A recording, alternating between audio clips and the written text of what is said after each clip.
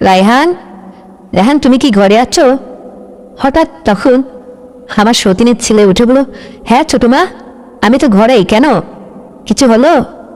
তখন আমি বললাম, না রায়হান, কিছু হয় নাই। তোর বাবাকে দেখেছ? তখন রায়হান বলল, হ্যাঁ ছোট মা, বাবাকে তো দেখেছি ওই বন্ধুদের সাথে মাঠে বসে কয়েকজনা তাস পাশা নিয়ে ব্যস্ত আছে। তখন আমি বললাম, তাই? তাহলে আমার যে 10,000 টাকা আমি খুঁজে পাচ্ছি না, তার মানে কি ওর বাবা এটা নিয়ে গেল? না, না জেনে না শুনে এ কথাটা বলা বা মন্তব্য করা ঠিক হচ্ছে না। আমি আবারও জিজ্ঞেস করলাম, রায়হান, তোমার বাবার কাছে একটু যেতে পারবা তুমি? রায়হান বলো, আপনি যদি বলেন অবশ্যই যাব। কেন, কোনো প্রয়োজন আছে? খুব জরুরি?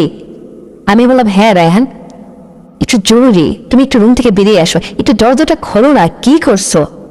রায়হান বলো, ছোট মা, তুমি আরেকটু ওয়েট করো, আমি খুলছি, এই প্রায় হয়ে গেছে। তখন রায়হানকে যেন কেমন একটা অস্থিরতা বোধ কথার মধ্যে বুঝতে পারলাম। আমি তখন রায়হানকে বললাম, আচ্ছা ঠিক আছে, তুমি তোমার কাজ সেরে তারপরে দরজা খুলে বেরিয়ে এসে আমার সাথে একটু সাক্ষাৎ করো তো। কথা বলতে রায়হান বলো, আচ্ছা তুমি যাও, আমি এসেই তোমার সাথে সব কথা শুনবো। তারপরে আমি আসলে দরজার পাশ থেকে না এসে দরজার ওখানে উঁকি মেরে চুপ করে থাকলাম, যে রায়হান খুব অস্থির বোধ করছিল। ঘরের মধ্যে অনলি হয়ে একা, কিন্তু কেন এমনটা হচ্ছে আর কি বা করছে? তারপরে বন্ধুরা, দরজার ছোট্ট ছিদ্র দিয়ে চোখটা বোলাতেই দেখি, বাবা, রায়হান সবে কলেজে উঠছে। ওর কাঁচা বয়স, মাত্রই যুবক একটা ছেলে, কিন্তু এটা কি করছে? হাতে ওটা কি করছে? আর কেমন অস্থিরতা বোধ, আর সামনে মোবাইলটা চালিয়ে কি সমস্ত কি দেখছে? বন্ধুরা তোমরা তো বুঝতেই পারছো। আমি বুঝে গেলাম তার ওটা যে কি বড় আর কি সুন্দর, আমি এরকম কখনো দেখিনি। যুবক ছেলে তো। দরজার আড়াল থেকে যখন আমি এটা বুঝতে পারলাম, এবং সে যেন ঘেমে কেমন যেন হয়ে গেছে, এর এই পাগলামোটা দেখে না আমার মনের মধ্যে একটা প্রশ্ন উদয় হলো, যে আমি যেহেতু এখানে আসছি দ্বিতীয় স্ত্রী হয়ে, আমার স্বামী আমাকে ঠিকঠাক করে সময় দেয় না, অতটা কেয়ারই করে না, কিন্তু আমার বাবার তো টাকা পয়সা আছে, আমাকে তারা যথেষ্ট হেল্প করে। যেহেতু পূর্বের স্বামীকে হারিয়ে আমি বাবার সংসারে এসে বেশ কিছুদিন পড়েছিলাম, বাবা অনেক টাকা পয়সা খরচা করে আবারও এই যে বউওয়ালা স্বামীর ঘরেই আমাকে পাঠিয়েছে। এখন তো আমার টাকা পয়সা সে নষ্ট করছে, উড়িয়ে দিচ্ছে, কি জোর তাসপাশা খেলে বেড়ায় বন্ধুদের সাথে। ঠিকমতো আমার কাছে তো আসেই না, শুধু বড় বউকে সময় দেয়। আর বড় সতীনের ছেলে রায়হান, রায়হানকে একই দেখলাম আমি। তাহলে তো রায়হানের সাথে আমার একটু বন্ধুত্ব করা দরকার, ওর সাথে একটা সুসম্পর্ক তৈরি করতে পারলেই আবার সমস্ত সমস্যা সমাধান হয়ে যাবে। না, এই সুযোগটা আমি হাতছাড়া করব না। তারপরে কিছু সময় বাদে আমি 2 কদম পিছিয়ে যেয়ে জোরে জোরে পা ফেলে হেঁটে এসে বললাম, রায়হান হলো, একটু দরজাটা খোলো বাবা। কি হয়েছে, কি এমন করছো, দেখি তো, দরজাটা খোলো তো। রায়হান চুপ করে থাকলো 1 মিনিট, কোনো কথাই বলল না। তারপরে যেন রাগান্বিত হয়ে মুখটা যেন কেমন মলিন হয়ে গেছে, চেহারাটা কেমন ঘরমাত্র, দরজাটা সিটকিনি খুলেই আমার দিকে তাকিয়ে বলছে, এত ব্যস্ত হলে কেন? কোনো কিছুতেই শান্তি পাই না আমি। আমি বললাম, কেন, কি হয়েছে রায়হান? তোমাকে তো ঘরে একলাই দেখছি, তবে অশান্তির আর কি করলাম আমি? তুমি বললে কিছু সময় পরে আসো, আমি তো অনেক সময় পরেই আসলাম। তখন রায়হান বলল, আচ্ছা বুঝলাম তো, কিন্তু আমার এখনো একটু কাজ বাকি আছে, রুমটা পরিষ্কার করতে হবে। আমি তখন বললাম, রায়হান, তোমার রুমটা পরিষ্কার? তুমি কি পাগল তখন হয়ে গেলে নাকি? তোমার মাথা নষ্ট হলো নাকি? কি হয়েছে রুমের মধ্যে দেখি? রুম পরিষ্কার করা তো আমার কাজ। বলে, না না, তুমি যাও তো, ভিতরে ঢুকো না। আমি যেন রায়হানকে উপেক্ষা করেই তার রুমের মধ্যে ঢুকে গেলাম। দেখি খাটের পাশে এ যা কি যে পড়ে আছে, আমি ভাবছি এটা বলা যাবে না রায়হানকে, তবুও বলছে, রায়হান এসব কি? বলছে, ও কিছু না। তখন আমি বললাম, কিছু না মানে? তোমার চেহারাটা কেমন ঘরমাত্র, কেমে গেছো, আর তোমার কথার মধ্যে কেমন যেন, ঠিক আমি বুঝতে পারছি না কি হয়েছে, বলো তো। রায়হান তখন মুখটা ওদিকে করে বলছে, যা হয়েছে হয়েছে, এটা শুনে তোমাদের লাভ কি? তোমাকে বলে কি আর আমার কোনো ফায়দা হবে? হোক মুখে মুখে যত ভালোবাসা, আমি বললাম, একবার বলেই দেখো না ফায়দা হয় কিনা। রায়হান তখন বলে, কি করে ফায়দা হবে, তুমি আমার কি উপকার করতে পারবে বলো? তাই ভালো লাগছে না, নিজে নিজে যা হওয়ার হয়েছে, যাও তো এখান থেকে। আমি আবারও বলছিলাম, রায়হান এটা করলে শরীর খারাপ করে, এসব করতে নেই, বোঝো না তুমি? তাছাড়া তোমাদের তো এখন যুবক বয়স, এমন এটা একটু হতেই পারে। আচ্ছা রায়হান, তুমি আমার ভালো বন্ধু হতে পারো না? তুমি তো আমার সতীনের ছেলে, কিন্তু এখন তো বড় হয়ে গেছো, তোমার সব কথা আমাকে শেয়ার করতে পারবে? তাহলে আমিও তোমাকে ঠিক বন্ধুত্বের নেই সব কথা শেয়ার করব। তাহলে দেখবে এই যে আজকে যেটা আমি সচক্ষে দেখছি, এইরকম সমস্যার তোমার হবে না, সেটাকে আমি দেখব। রেহান বলছে, তাই তুমি সত্যি বলছো? আমি বললাম যে হ্যাঁ সত্যি বলছি। দেখো তোমার বাবা ওই বাইরে থাকে, এই দেখো আমার বিছনার পাল থেকে ওই 10,000 টাকার বান্ডিল দেওয়ার পাচ্ছি না, নিশ্চয় নিয়ে যে কোথাও জুয়ো বা এটা ওটা খেলে মানে মনে হয় ফুয়ে ফেলছে। কি বলবো বলো, কিছু বললেই কথাই কথা বলে তোর বাবার বাড়িতে চলে যা। আমার তো আর ভালো লাগে না, আমি তো এক ঘর ফেরত মেয়ে, সেখান থেকে তোমার বাবার সাথে বিয়ে করে আবার এই সংসারে আসছি, এখনো শান্তি পাচ্ছি না কিছু। তোমার বাবা তো কখনো আমার সাথে ঠিকঠাক করে মুখ ঘুরিয়ে কথাই বলে না, আবার কখনো কখনো আমার পাওনাটাও সে বুঝিয়ে কোনো কিছু বুঝতেই তো পারছো। আমারও তো একটা হক আছে, তোমার মাকে নিয়ে সে ব্যস্ত থাকে, আমি কোথায় যাব বলো? তাই বলছি, তুমি এই যে এত কষ্ট করে এই যে এখন তোমার যে অবস্থাটা দেখছি, কি হয়েছে তোমার মধ্যে, আমি তো একটা সবই বুঝতে পারছি, আমি কি বুঝি না? কিন্তু এইরকম ভাবে চলো না, এই সমস্ত করলে ভবিষ্যতে তোমার শারীরিক অসুবিধা হবে, পরে মেয়ে নিয়ে আসলে তার জন্য কি রাখবে? তখন রায়হান বলল, ও তাহলে বুঝতে পেরেছ, আচ্ছা ঠিক আছে, তো দেখি তোমার সাথে এখন থেকে আমার ঘনিষ্ঠ বন্ধুত্ব তৈরি করব, তুমি আমাকে কি সাহায্য করতে পারো এটাই আমি দেখব। তা না হলে যতদিন পরের মেয়েকে ঘরে না নিয়ে আসছি, এই যুবক বয়সে মনটার মধ্যে এমন এমন হলে ঠিক এভাবেই ছেলেরা মানে অনেক সময়টাকে ইয়া করে। যাক, আমারও এই দশা, তুমি কি বুঝে ফেলছো আমার কি হয়েছে? আমি বললাম যে হ্যাঁ রায়হান, আমি দরজার ফাঁক থেকে উঁকি মেরে দেখেছি তোমার হাতের কর্ম, তুমি যা এখানে বসে যা হচ্ছিল তোমার আর মোবাইলে সব কি দেখছিলে সবই বুঝতে পারছি। এই সমস্ত অপাচ্য করে লাভ কি? সময়টাকে কাজে লাগাও, একটু সঞ্চয় করতে থেকো, কারো না কারোর এইটার হক আছে তোমার প্রতি। কিন্তু আমি বলি কি, তোমার যদি চলতে এতই কষ্ট হয় তো আমাকে তো কথাটা লজ্জা না করে শেয়ার করতেই পারো, আর শেয়ার করলেই একবার দেখোই না ট্রাই করে, আমি যদি তোমাকে বিষয়ে একটু বাঁচতে সহযোগিতা করি তোমার অনেক ভালো হবে, তুমি বোঝো না কেন? তখন রায়হান বলল, আচ্ছা নেও নেও ঠিক আছে, দেখা যাবে কত মানুষই সাহায্য করে বলতেই শোনা যায়। আমি বললাম, রায়হান তুমি আমাকে চিনো না, আমি তোমাকে সর্বক্ষণ সবসময় চোখে চোখে রাখবো, এখন থেকে আমি আজকে তোমার যা দেখলাম স্বচক্ষে, এতে আর কখনো মানে তোমার কাছ থেকে আমি সরছি না, কারণ আমার মধ্যে অনেক কিছুরই শূন্যতা রয়ে গেছে রায়হান। এখন তো তুমি বড় হয়েছ, সবই বুঝতে পারবা, আস্তে আস্তে আমি তোমাকে বুঝিয়ে বলবো। তবে আজ আমি চোখে এই রুমের মধ্যে একা একা মোবাইলটা সামনে রেখে তুমি যা দেখছিলে আর হাতে যা করছিলে, এটা কিন্তু খুব বদ অভ্যাস, এটা খারাপ, এর জন্য শরীরও খারাপ হয়ে যেতে পারে, এবং এটা যদি তোমার অভ্যাসে পরিণত হয়ে যায় তাহলে কিন্তু মস্তিষ্ক মধ্যে অনেক মানে বুদ্ধি লোপ পাবে, হারাই যাবে, স্বাভাবিক অবস্থায় তুমি থাকবে না। তাই বলি কি, এই সমস্ত বদভ্যাস বাদ দিয়ে হাতের গড়ে যেহেতু আমি আছি, তুমি তো আমাকে বললেই আমি অনেক বিষয়ে তোমাকে সহযোগিতা করতে পারি। তাছাড়া তোমার বাবা না আমাকে শুধু বিয়েই করলো, আর কি বা বলবো রায়হান, আসলে সে জন্মে জন্মেছি, আমার কপালটাই খারাপ, ভাগ্যটা ভালো না রায়হান। আগের জন্মে স্বামীর কাছ থেকে যখন সম্পর্কের বিচ্ছেদ ঘটিয়ে বাবার সংসারে কয়েকটা বছর পড়েছিলাম, সে একরকম ছিলাম, ভেবেছিলাম হয়তো উপরওয়ালা যদি চায় ভালো একটা সংসারে বিয়ে শাদী হলে বাকি জীবনটা সুখেই কাটাই দেব। তোমার বাবার টাকা পয়সা অনেক আছে ঠিক আছে, কিন্তু তোমার বাবা তো সেগুলো ধরে রাখতে পারে না, হয়তো এতদিনে তার সবই শেষ হয়ে যেত যদি তোমার মায়ের বুদ্ধিটা ভালো না থাকতো। তোমার মা আছে বলে সে এখনো অনেকটা কন্ট্রোলের মধ্যে আছে, তবুও দেখো না তোমার মায়ের কাছে সুযোগ হয়ে ওঠেনি তার, অথচ আমার বিছনার তল থেকেই দেখো কালকে বাবার বাড়ি থেকে আমার টাকা নিয়ে আসছি আমার প্রয়োজনীয় কিছু জিনিসপত্র কিনবো বলে, সেই 10,000 টাকা নিয়ে সে বের হয়ে গেছে। শুধু কি তাই রায়হান, তুমি তো হয়তো জানোই না, আমাকে অনেক ক্ষেত্রে সে তার আমার নিজের হক থেকে বঞ্চিত করছে দিনের পর দিন। আমারও যার ভালো লাগে না রায়হান। আমি কি বলছি তুমি কি বুঝতে পারছো? রায়হান বলো, হ্যাঁ, আমার আর কিছু বাকি নেই, আমি সব বুঝে ফেলেছি।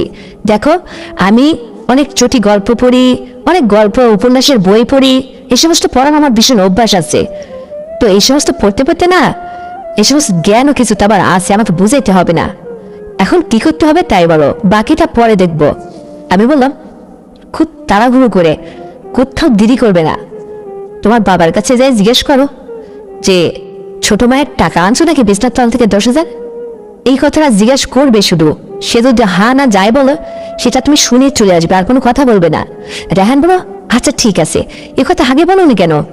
আমি বললাম, বাবা আগে বড় গাউন করে তোমাকে রুম থেকে বেরোতে বললাম, তুমি যে কত ব্যস্ত রুমের মধ্যে, আর যেভাবে অস্থিরতা বোধ করে আমার সাথে কথা বলছিল খুবই ব্যস্ত মনে হলো। রায়হান, আমাকে অতটা কাঁচা খুকি মনে করো না। আমি কিন্তু দরজার আড়াল থেকে চলে যাওয়ার নাম করে ওখানে দাঁড়িয়ে উঁকি মেরে দরজারের ছোট্ট ছিদ্র দিয়ে তোমার সমস্ত কিছু কি করছো আর কি হচ্ছে সব স্বচক্ষে দেখছি রায়হান। একথা শুনতে রায়হানের মুখটা না মাটির দিকে নিচু করে ফেললো আর বলছে, তাই? আচ্ছা ঠিক আছে, কাউকে বলো না। এটা আসলে এইভাবে আমি অনেকদিন ধরে চলছি, ভালো লাগে না, কি করব। আমি বললাম, এখন থেকে তোমার ভালো লাগার ব্যবস্থাটা আমি করে ফেলবো। আগে যে কাজে তোমাকে হুকুম করলাম ঠিক সেখানে যেয়ে আমার কাজটাকে করে এসো। তখন রায়হান তাড়াহুড়ো করে ওর বাবার কাছে চলে গেল। ওখান থেকে ফিরে এসে কিছু সময় বাদে বলল, বাবা রাগান্বিত ভাষায় আমাকে বলে উঠো, আরে এনেছি তো কি হবে, বইয়ের টাকা কি স্বামীরা নেয় না? তুই বাড়ি চলে যা, যাই বল আমি টাকাটা নিয়েছি, খরচা হয়ে গেছে।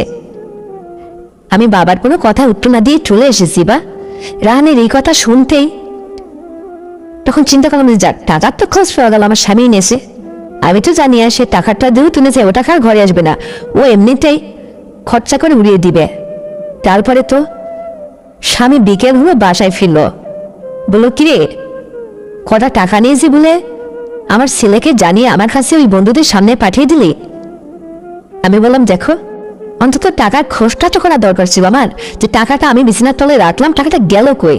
তুমি নিয়েছো, তোমার কি উচিত ছিল না আমাকে একটা বার জানিয়ে টাকাটা নেবে?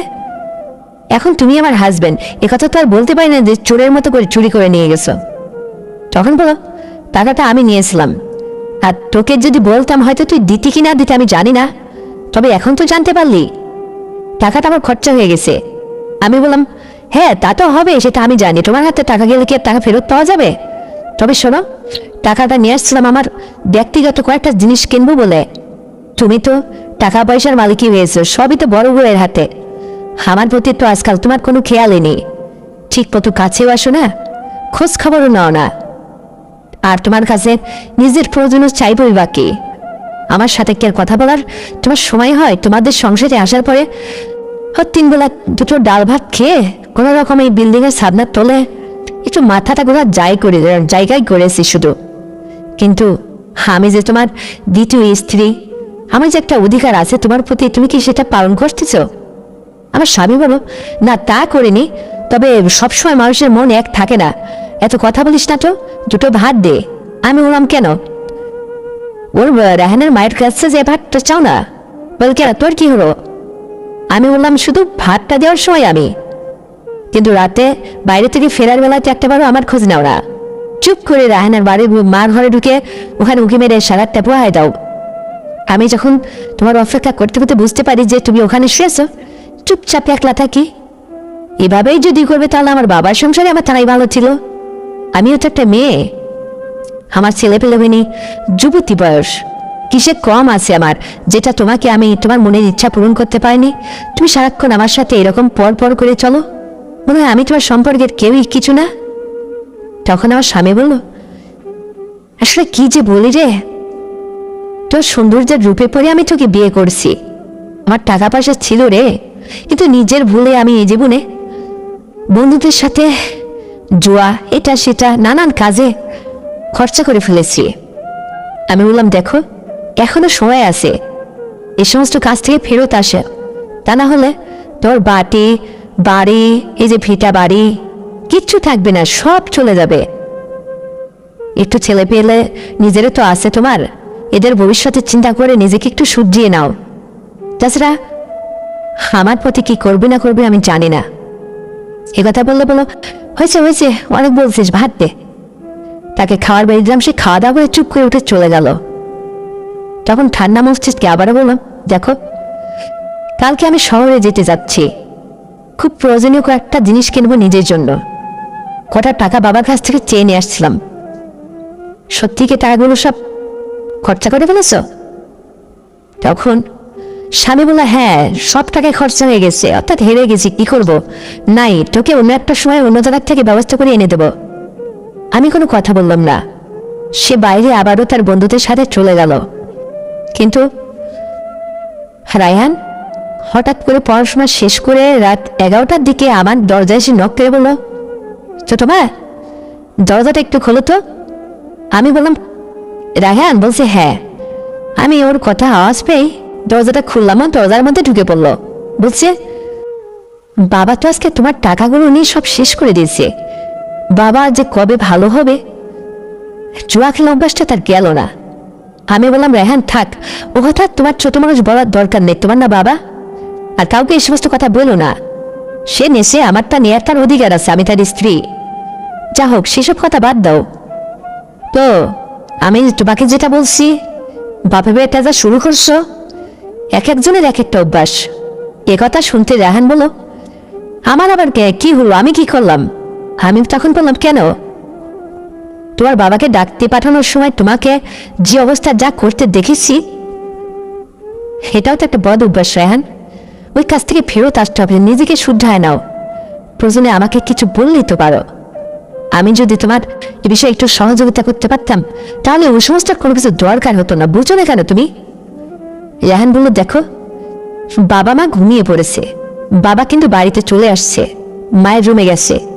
আমি যখন বুঝতে পারলাম সবাই নিঃসৃতি হয়ে গেছে, তাই এই রাত 11টা বেজে গেছে, আমার পড়াশোনা শেষ, আমি এখন ঘুমাইতে যাব। চিন্তা করলাম তুমি কিছু একটা লুকাচ্ছ আমার কাছে, বলতে চাইছিলে, তাই তো তোমার কাছে আসলাম। বলো এখন কিভাবে তুমি আমাকে এই বদভ্যাস থেকে একটা স্বাভাবিক জীবন দান করতে পারবে, কিভাবে? আমি বললাম, রায়হান তুমি কি আমার কষ্ট বুঝবে? আমি তো ভীষণ কষ্টে আছি। রায়হান বলল, কি এমন কষ্ট তোমার? আমাদের বাড়িতে তো তিনবেলা খাচ্ছ, দাচ্ছ, ফিরছ, ঘুরছ। তাছাড়া তোমার বাবা তো অনেক টাকা পয়সা আলা মানুষ, বাবা তোমাকে ঠিকঠাক টাকা দেয় না বটে, তবে তোমার বাবার বাড়ি থেকে তো মাঝে মধ্যে গিয়ে টাকা পয়সা নিয়ে এসে নিজের জীবনটাকে কোনো রকম চালাচ্ছ, ভালোই তো আছো, চিন্তা কিসের? তখন আমি বললাম, রায়হান আমার স্বামী আছে, কিন্তু আমি যখন বাবার কাছে টাকা চাই, বুকটার মধ্যে ধরপড় করে। বাবা যদি কথায় কথায় বলে ফেলে একবার যে তোর তো স্বামী আছে, তোকে বিয়ে দিছি, বারবার তোকে টাকা দিতে হবে কেন, কি করবো তখন বল? এই জন্য মানে ভয় লাগে। তাছাড়া যখনই টাকা পয়সা নিজের জন্য আনি, তোর বাবা নিয়ে এসব খরচা করে ফেলে দেয়। কি বলবো, এ কথা বললে জাত যাবে। শুধু কি তাই, রায়হান তোমার বাবার সাথে বিয়ে হওয়ার পরে হাতে গোনা কয়েকটা দিন সে আমার কাছে রাত কাটিয়েছে। তারপরে আমারও তো একটা লাইফ, একটা জীবন আছে, আমার একটু চাহিদা আছে, ইচ্ছে আছে। আমি একটা যুবতী সুন্দরী মেয়ে, কোনো এক কারণে আমার আগের স্বামী নেশা করছিল বিধায় সেখান থেকে স্বেচ্ছা ডিভোর্স দিয়ে বাবার বাড়িতে এসে 2-3 বছর বসেছিলাম। কিন্তু বাবা যে কেন তোমার বাবার সাথে পাঠালো বুঝলাম না। এখানে এসেও তো তাকে আমি ঠিকঠাক মতো পাই না প্রয়োজন সময়। তাই বলছিলাম যদি তুমি আমাকে এ বিষয়ে একটু সহযোগিতা করতে, মানে আমার কখন কি প্রয়োজন হয় না হয়, এই আর কি, তাছাড়া কিছু না। রায়হান আমার কথাই কিছুটা অনুমান করতে পারলো আর বলল, ও তাই, হ্যাঁ এখন বুঝতে পারছি। আর এর জন্য চিন্তা করো কেন? আমি এই বিষয়ে খুব অজ্ঞ আছি, জানি। তুমি চিন্তা করো না, একটাবার আমাকে ডাকলেই তো আমি গুড করে তোমার কাছে চলে আসব। তোমাকে আমি সার্বিক সহযোগিতা করব, কোনো টেনশন করো না।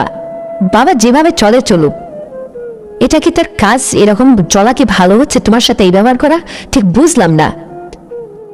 আমি তখন বললাম, রায়হান তোমার অতটা বুঝতে হবে না, তুমি সবে মাত্র হাই স্কুল পেরিয়ে কলেজে উঠছো তো। কলেজ লাইফে ছেলেরা আস্তে আস্তে 1.5 বছর গেলে না সব বুঝে পাক্কা হয়ে যায়, তুমিও বুঝতে পারবে। রায়হান কথার মধ্যে বলে উঠল, আমাকে আর বোঝাতে হবে না, তুমি যেহেতু আমার সবকিছু বুঝেই ফেলছো আর আমার প্রাইভেসি তুমি দেখেই ফেলছো, আর কি বলবো, তবে এটা কি করবো আমি জানি না। তখন আমি বললাম, রায়হান কি জানতে হবে, দরজাটা লাগিয়ে দাও। একথা বলতে দরজাটা রায়হান যায় ভিতর থেকে লাগিয়ে দিল। বললাম, তুমি এখানে চুপচাপ বসো, তোমার সাথে আবার অনেক কথা আছে। আচ্ছা, তোমার কেমন মেয়ে দেখতে পছন্দ?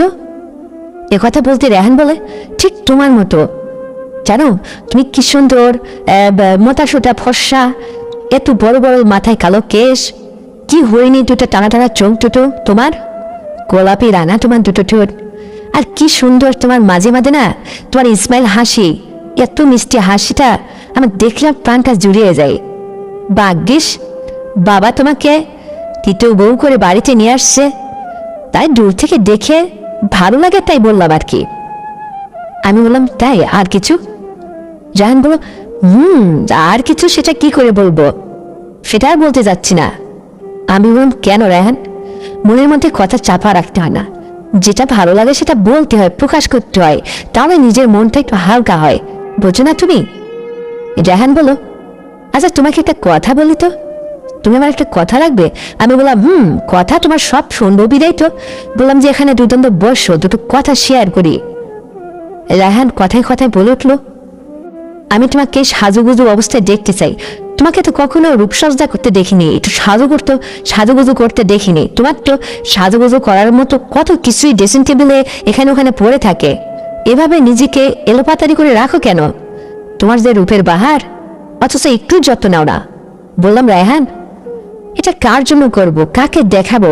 আমার তো দেখার মানুষ নেই, থেকেও নেই। তোমার বাবা তো ঠিকঠাক করে আমার কাছে সময়ই দেয় না। থাক, এসব কথা যাইতে চাচ্ছি না রায়হান, তুমি তোমার কথা বলো, তুমি কি আমাকে সাজুগুজু অবস্থায় দেখতে চাও? রায়হান বলো, হ্যাঁ, মানে তোমাকে তো কখনো দেখিনি, সেই নতুন বউ হয়ে যেদিন এই বাড়িতে আসছিলে সেদিনই শুধু দেখেছিলাম, তবু আবার ঘুমটা পড়েছিলে তুমি, অতটা ভালো করে দেখার সময় হলো কই? আমি বললাম, ঠিক আছে রায়হান, একটু ওয়েট করো। তারপরে রায়হানকে বসিয়ে রেখে না, রায়হানের ইচ্ছাটা পূরণ করার জন্য ইচ্ছে মতো আবার ঘরে সব ছিল, আমি সাজুগুজু করলাম, মানে কেমন যেন একটা আলপনা আটার মতো ইচ্ছে হলো, তাই কি যেন একটা পাগলামো বন্ধুরা, তাই না? মানে নিজের ইচ্ছায় খুব সাজুগুজু করলাম, একটু মেকআপ টেকআপ, একটু এটা সেটা, ঠোঁট দুটা লিপস্টিক নিয়ে একটু রাঙা করলাম, তারপরে এটা সেটা করে চুল টুল খুব সুন্দর করে গুছিয়ে বেঁধে একটু নতুন শাড়ি পরলাম রায়হানের সামনেই, অনেক কিছু করলাম। করার পরে তারপরে বললাম যে, রায়হান তুমি এখন আমাকে এখানে বসে 10 মিনিট আর মুখের দিকে তাকিয়ে তুই ভালো করে দেখো, কখনো বলে তুমি আমার রূপসজ্জা এই রূপটা দেখোই নি, দেখো আজ প্রাণ ভরে দেখো। রায়হান বলল, তাই ঠিক আছে। সত্যি রায়হানটা আমার পাশে বসে কি সুন্দর করে একদিনে আমার দিকে অনেক সময় তাকিয়ে থাকলো, কিন্তু হঠাৎ করেই ওর ভিতরে কি আবেগের জন্ম হলো আমি জানি না, ঝটকা একটা টান দিয়ে বুকে জড়িয়ে ধরে রায়হান আমাকে বলল, এত রূপবতী সুন্দরী মেয়ে আমার জীবনে আমি খুঁজে পাবো তো? আমি তখন বললাম, রায়হান ছাড়ো, হ্যাঁ তুমি অবশ্যই পাবে, তবে মন থেকে চেয়ে দেখলেই তো হয়। রায়হান বলল, কেন? চাইলে কি এটা হাতের মোয়া যে আমার হাতে আমার কাছে চলে আসবে? তখন আমি বললাম, কেন?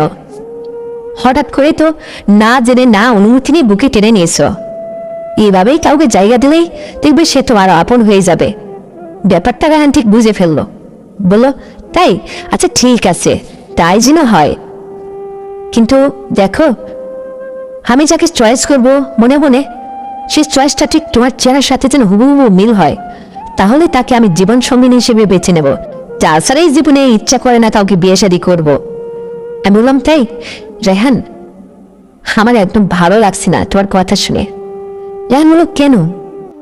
আমি বললাম, আচ্ছা তোমার নিজের সম্পদ তুমি কেন অপচয় করো রায়হান? যেটা একটু গভীরে যেতে শুরু করলাম। রায়হান বলল, ওহো সে কথা ছাড়ুন তো, আমার এসব কথা বলতে লজ্জা লাগে, কেমন করে বলবো? আমি বললাম, ও এই সমস্ত করতে লজ্জা করে আর বলতে, মানে করতে লজ্জা করে না আর বলতে লজ্জা করে না? রায়হান বলল, কি করে বলবো?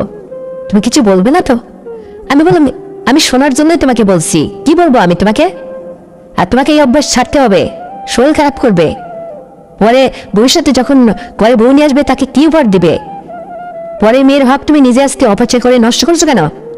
আর এই সমস্ত অশ্লীলতা, এই সমস্ত ভিডিও, এই সমস্ত কোনো কিছু দেখবা না। আর কোনো কিছু প্রয়োজন হলে আমাকে বলবা। যেন রায়হান আমার এই সমস্ত টাস টাস কথা শুনে তখন থমকে গেল আর বললো, তুমি এমন করে বলছো আর এত কিছু কি করে জানলে তুমি? আমি বললাম, রায়হান আমি সবই বুঝতে পেরেছি। ছেলেদের যেমন এরকম একটা বয়সকালে এরকম একটা সময় যায়, মেয়েদের বেলাও ঠিক এরকমই হয়, কিন্তু মেয়েরা কাউকে বলতে পারে না। তখন রায়হান বলল, তো এটার প্রতিকার, এটাকে দূর করতে হলে কি করব? আমি বললাম, তা আমি জানি না, তবে আমার কাছে তোমার কোনো নিষেধ নেই। তবে আমি তোমাকে ভালো বুদ্ধি দেব, ভালোভাবে চলার জন্য আদেশ করবো, তুমি সেভাবেই চলবে।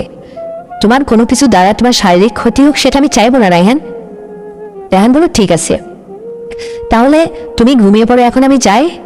বেশ, আজকে ভালোই একটু মজা হলো, তোমাকে সাজুগুজু অবস্থায় দেখতে চাইলাম। কথাই কথায় তুমি টাচ করে সাজুগুজু করে আমাকে দেখালে, প্রাণটা জুড়াই গেছে। এখন থাকো, যাই, আমি একটু ঘুমাবো, সকালে আবার কলেজে যেতে হবে তো। রায়হানকে তখন বললাম, ও বাবাও যেমন নিজের কাজের অজুহাত দেখিয়ে পাশ কাটিয়ে চলে যায়, রায়হান তুমিও তো যাও, আমি একলাই সময়টা কাটবে আমার। রায়হান যেন থমকে দাঁড়িয়ে গেল আর বলল, তো কি বলবো, আমি সাহসে কোলাই না। তাছাড়া তুমি যেভাবে আমাকে আদেশ উপদেশ করছো, তোমাকে সবকিছু বলতে আমার ভীষণ ভয় লাগে। অতটা বন্ধুত্ব আমার সাথে বুঝি তোমার হবে না।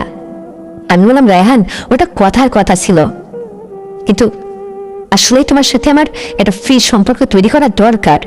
তুমি একটা ভালো ছেলে। রায়হান বলল, ঠিক আছে, তো কি আমি কি এখানে বসবো, না আমি আমার রুমে যাব ঘুমাবো? তখন আমি বললাম, ঘুমাবো, তবে আজকে আমি তোমাকে যেতে দিচ্ছি না, তুমি এখানেই ঘুমাবে। তারপরে এ কথা শুনতে রায়হান বলল, তাই বাবা আসবে না তো? আমি বললাম যে তোমার বাবাকে আসলে তোমাকে একথা বলতাম। দেখো রেহান, নিজেকে ভীষণ একা একা লাগে। যত রাত গভীর হয় ততই যেন নিজেকে ভীষণ একা লাগে। সেটা কথা বলার মানুষ নাই, মোবাইলে এমবি থাকে না, তোমাদের বাড়ির ওয়াইফাই ঠিক মতো এই রুমটা আটকে দিলে আর নেটওয়ার্ক পায় না, কারোর সাথে মোবাইলেও কথা বলতে পারি না, কি করব? তখন রায়হান বলল, তাহলে কি কগুনকে থাকতে হবে? আমি বললাম, তোমার যত সময় ইচ্ছা তুমি এখানে থাকো তো, শুধু যাওয়া যাওয়া যাওয়া, এত যেতে হবে কেন? রায়হান বুঝতে পারলো ব্যাপারটা। রায়হানকে বললাম, শোনো রেহান, তোমার একটা ইচ্ছা পূরণ করেছে, তুমি আমি দেখতে চেয়েছো, সাজুগুজু করতে আমার কষ্ট হয়নি, শুধু তোমার ইচ্ছাটা তো আমি পূরণ করতে পেরেছি, এমন করছো কেন? সবাই স্বার্থপর হয়ে গেলে আমার কি হবে? রেহান যেন আমার কথাটা তখন পুরোপুরি বুঝে ফেলল। তারপরে অনেক সময় থাকা কথার চলে অনেক কিছুতেই হঠাৎ বিদ্যুৎ চলে যায়। তারপরে রেহান হঠাৎ করে আমার পাশে এসে বসে ওর মনের মধ্যে যা ছিল, অনেক কিছুই হয়েছিল, আমারও ভীষণ ভালো লেগেছিল। তখন রেহানকে বললাম, কেন এই এত ঘন্টার পর ঘন্টা থেকে হঠাৎ আসল জায়গায় তুমি পাটা রাখলে? এই যে হলো, তো এইরকম মাঝে মধ্যে যদি তুমি ওই যে সেদিন রুমে যা দেখলাম, এটা ওই সমস্ত সম্মুখীন না হয়ে যদি এভাবে আমার কাছে এসে একটু কথা টাতা বলে বা এই সমস্ত একটু আমারও ভালো লাগে, আর তুমি ওই তোমারও ভালো হলো, এসব দরকার হলো না, এই কাজটাই তো হয়। রেহান বলল, তাই সত্যি বলছো তুমি? আবারও নেক্সটে যদি কখনো এরকম হয়, তোমার পাশে এসে একটু কথা বলার সুযোগ হবে তো? তুমি আমাকে যদি এরকম সুযোগ দাও, ব্যাস আজকে থেকে আমার একটা ভালো বান্ধবী, আমি তোমার একটা ভালো বন্ধু, ফ্রেন্ড হয়ে গেলাম। আমি বললাম, ঠিক আছে। তাছাড়া বন্ধুরা, রায়হান একটা সবেমাত্র গড়ে ওঠা যুবক ছেলে, ও সব কিছু যেন কথাবার্তা বা ওই সমস্ত সব মিলে আর প্রাণটা ছুড়ে গেছে, প্রাণটা ভরে গেছে। এত সুন্দর ওর সব কিছু, না কথার মধ্যে মানে সব কিছুর মধ্যে একটা মানে আর্ট আছে, সুন্দর একটা ভাব আছে। এইভাবেই ওই বাড়িতে রেহানের সাথে আমার জীবনটা চলতে লাগলো।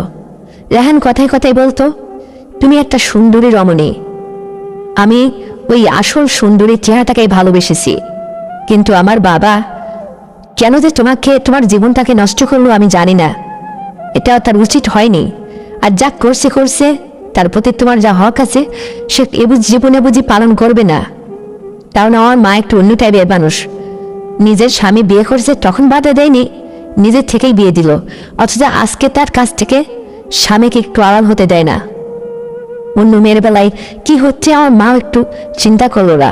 তোমার কষ্টটা যেহেতু আমি বুঝতে পেরেছি, এখন থেকে যতটা দিন আমি সম্ভব হয় তোমাকে এ বিষয়ে সহযোগিতা করে যাব। এইভাবে রেহান অনেকটা বছর আমার সাথে রেহানের সম্পর্কটা